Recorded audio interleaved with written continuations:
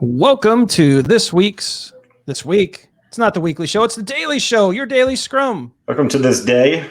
Let's get back on track. I'm Ryan Ripley, professional Scrum trainer. Todd Miller here, another professional Scrum trainer. Together we formed Agile for Humans, the premier Scrum training company on the planet. Universe. Oh, wow. That's intergalactic. What are the taxes like? Intergalactic? I don't know. Who cares? All right. What are we doing today, Todd? What do we got? Really a question that is close to my heart because I worked with a company. So the question, who attends Product Backlog Refinement? Who should attend Product Backlog Refinement? We get this in every class. This is another big one. I feel like we say that in every video, but what we're trying to do is, what are the most common things that people ask so we can get those out there and actually discuss them and actually unpack them a bit. This is a big one. Who shows up at Product Backlog Refinement? And this question actually drives a ton of anti-patterns that we talk about in fixing your Scrum. So this is a biggie. Yeah. And you know what sticks out in my mind to this, Ryan, is I was working with a company and there was probably about 30 developers. They were broken down into 3 teams, maybe 4 teams. I can't remember exactly. But when they would do Product Backlog Refinement, they brought every single person into the room. Yeah. Is that crazy? It's a little nutty. Yeah. And it would take like an hour to get like a piece of acceptance criteria added to the PBI because of all the debate. So it really triggers a conversation to me about who should be in this Product Backlog Refinement session. You know, there's a principle here I think we can share, and that self-management does not mean that everyone is involved all the time.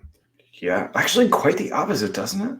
I think so. I think it means that we strategically pair up and partner and break out and come together and go apart and come together, and all these patterns and practices as needed, as empiricism tells us we need to, as emergence dictates we need to.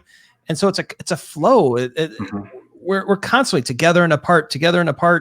And so, yeah, I don't think self-management means that everyone is involved and in every decision and every meeting, and it's not feasible. Yeah, I actually think self-management means, quite the opposite of what you first think when you see this statement. I think, so as a Scrum team, self-management means we decide who needs to be there and when they need to be there, right? I've worked with really good self-managing teams where like, oh, we got Product Backlog Refinement this afternoon. Who feels like going or who should go? And then it's like, well, hey, this is pretty close to the domain that I know a lot about. Maybe I should go or maybe I shouldn't go. So you ask better questions. And those are the kinds of conversations that I see happening a lot with really good self-management teams. And maybe there are times where everybody shows up. But gee, that sure seems like a waste of time. But I think another principle that you're leading into, Todd, is the idea of cross-functional representation. Yeah. We don't need everyone there, but we need a cross-functional representation of people so that we can get refinement and do the estimates and the acceptance criteria and the descriptions and the tasks and all that breakdown. And we need a cross-functional representation of people. There could be people outside of our team that we occasionally invite because they're subject matter expert, right? So, I mean, the combinations of people. Look, I think our pro tip here, do what makes sense. Yeah. Right? So sometimes a product owner can do refinement on their own. A developer can do refinement on their own. 2 devs can do. Any combination is acceptable if it leads to a well-refined, well-understood, transparent product backlog. And so do what makes sense. If 1 dev and 1 product owner makes sense, do that. If 2 devs, if 3 devs, if a subject matter expert in a product, you get the point, right? There's a limitless number of combinations that you could come up with, but do what makes sense.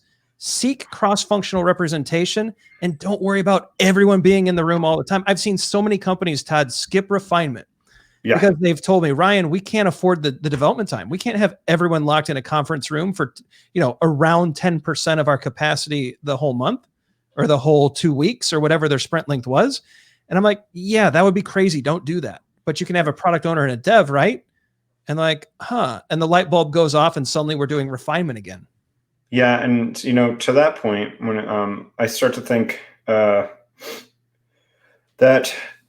I forget where I was going with this, Ryan. Maybe that means it's the end of the episode. I think it is. When Todd starts losing his thought, perhaps we've gone too far. But I think the point is there that, look, don't do a lot of this is legalism.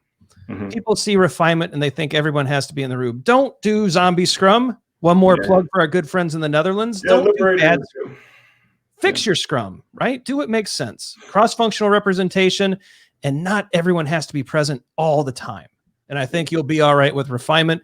I'll tell you what, though, if that doesn't actually hit all of your needs on refinement, Todd, there's this really cool section somewhere down there with a comment. And feel free to make fun of me for being a little bit tired and forgetting my train of thought. Happens all the time.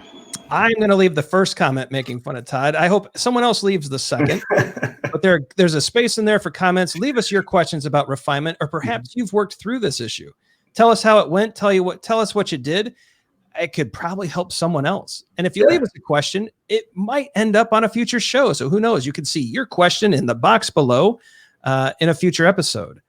Yeah. But that's it for today's episode of Your Daily Scrum. I was really hoping that you were going to stumble down too. I was going to like trip at the end, right? Yeah.